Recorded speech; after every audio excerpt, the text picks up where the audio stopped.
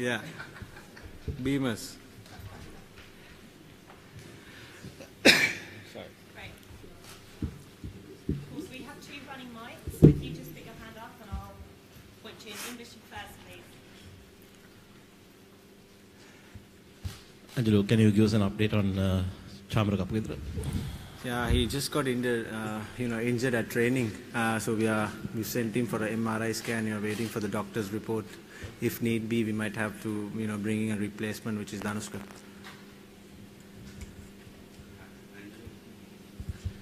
Angelo, probably you won't be bowling tomorrow. So, like, how much does it affect the balance of the side that you won't be? Your 10 overs have been very crucial in Sri Lanka's scheme of things. So, how do you look at that? How to manage that plug?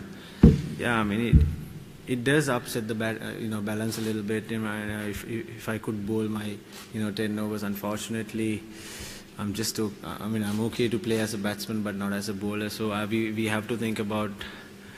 We have to come up with some other plans to try and cope up with the Indian batting lineup. But yes, this is what we've got, and we'll definitely use the resources that we've got at the moment. Angelo, Sri Lanka is probably rebuilding its team after the retirement of a few really great players. In this group, it seems that Pakistan also is not really at their best. So that probably makes things a little easier for the two other teams, South Africa and India. Yeah, it does. I mean, as I said, at the very first press conference, we are happy to walk in as the underdogs. I mean, no one really expects us to win the championship, and which takes a lot of pressure out of the guys. I mean, you've got to deal with the pressures. We always have pressures when we play as as players, and we just got to deal with it. And we as a team, I mean, yes, we are in the rebuilding phases for the past 1 or 2 years. I mean, yes, we've had so many greats and they've retired. And we are slowly rebuilding, but surely we will come up with a good performance. I mean, we bowled and fielded really well in the South African game. It's just that we didn't click as a batting unit, and it was unfortunate that after the start that we've got, we lost our way in the middle and collapsed to 240. But yeah, it was very disappointing. But I thought. The bowlers and the fielders kept us in the game. It's just that the batting didn't click. Angelo, the rebuilding phase is probably taking a little longer than expected, and the results also haven't been encouraging since the World Cup. Can you ask to point a finger and tell us why the entire process is taking longer than expected? Aren't the guys really stepping up, or is it losing out in the crucial moments? Look, it's a very hard question to answer. Yeah, I mean, it only comes with experience, and the guys are learning every single day. If you look at most of the guys, they haven't played a lot of international cricket. I mean, the more you play, the more you learn, and we've learned right throughout our careers. And yes, I mean, it's a very tough question. You never know, but it's just that. We've got to keep learning every single day. I mean, and everyone has to, step up with their roles, because we can't just expect things to fall in line. We've got to make it happen, and we've got to make it happen soon. Angelo, during your career, you played so many different roles as a batsman itself. You've been the finisher, you've been the big hitter.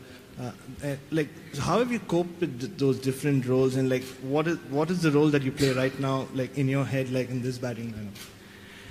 Yeah, I think I'm quite familiar with taking responsibility in the middle order, and I've ever since my under-19 career, I've put into that role as a finisher and batting in the middle order to try and stabilize the innings.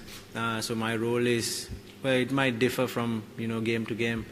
There might be situations where I have to play different to my game, and I think I'm as a captain and as a player, I'm learning every single day as well, and those experience will make me a better person and also a better player.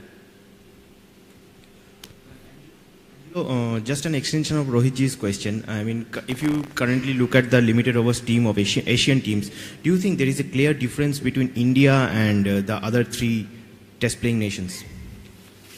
No. Well, I don't think so. It's just that, every team is on, where, all the teams are even, yes, India have done extremely well in the past couple of years, but if you look at our team, we've beat the Australians, which was the #1 team then a few months back. We beat Australia in Australia, we beat South Africa in South Africa. So I don't think there's a massive difference. It's just that there will be phases when you struggle, there will be phases when you play well, so you can't really single out the best team. Yeah, Captain, hi this side. How you rate this Indian team, especially after they beat Pakistan very comfortably? Sorry, how you rate Team India this time, because especially after they beat Pakistan very easily? Sorry, I didn't get you. How you rate this Team India? Yeah, as we all know, I mean, they're a force in world cricket, no matter where they play. I mean, whether it's at home or away, they've played fantastic cricket over the past so many years, and especially in the last couple of years, they've been tremendous, whether it's home or away. So it's very hard to beat them unless we are on top of our game. So we will have, we will all have to pull our socks up and, give a great performance tomorrow.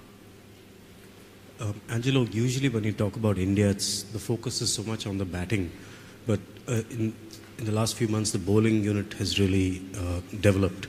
Is that going to be a slightly different feeling for you taking on an Indian team with a strong bowling attack? Absolutely. I mean, if you talk about India, the batting lineup has always put teams under pressure, but this bowling lineup is quite different, and they are one of the best in the world. And you get a good balance of spin and pace, and they are all different to each other, and they've got a fantastic bowling attack. So yes, for the batters it'll be hard work, especially on this greenish wicket. But yes, hoping for a good performance tomorrow. And a lot of people expect a lot of runs and flat wickets in these ICC events. Are you surprised by the amount of grass that's been left for tomorrow's game? There is a little bit of grass, but don't really know, as of now, how the wicket will play. I mean, if the sun comes out, it might be a different case. But there is a little bit of grass on the wicket as of now, but still there is a bit of time, and we don't know whether they are going to cut the grass or not. But I mean, we've got to play on whatever we get. But I think it's not going to be an excuse. We've got to put up the runs, on the board, whether we bat first or second. Angelo, here. Hi. The slow over rates has been an issue. How do you want to tackle that? And number two is Kumar Sangakkara has written in his column that he expects the Sri Lankan team to come out and play some aggressive brand of cricket. Do you agree to that? I mean, do you think that this team needs to step up maybe in terms of intensity and aggressiveness? Yes. Well, I think to answer your first question, the over rate was an issue. It was pathetic.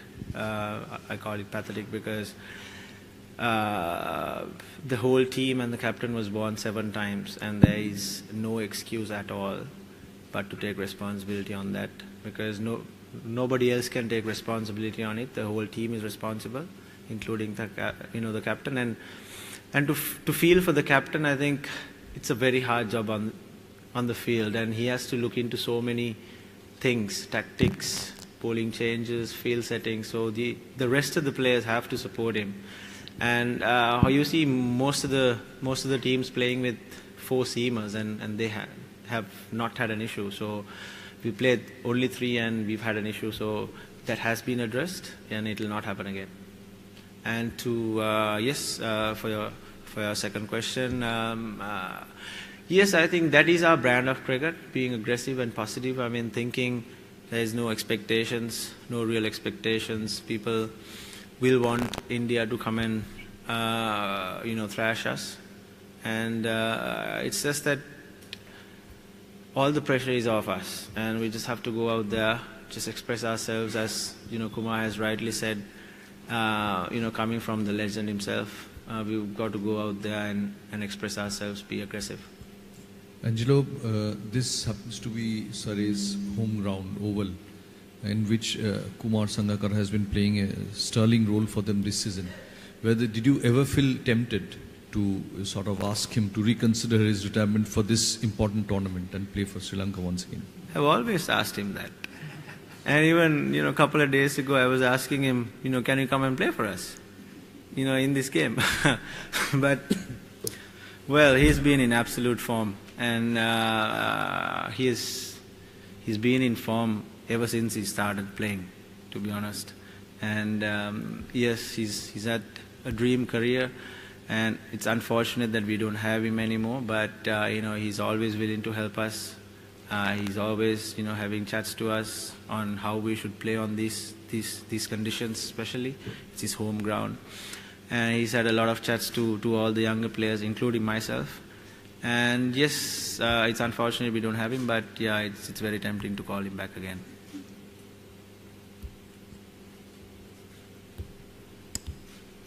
It's a neutral venue, but nowadays wherever India plays, they seem to get a lot of support. So is that sometimes a little irritating as the opposition team? Right.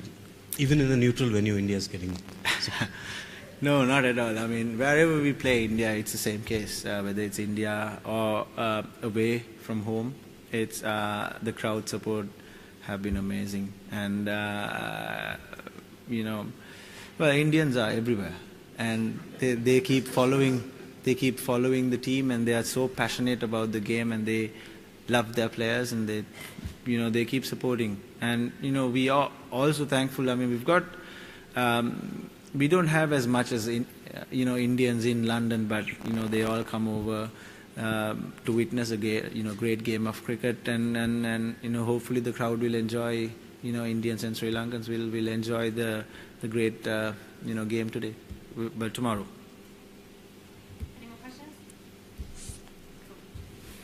Thank you.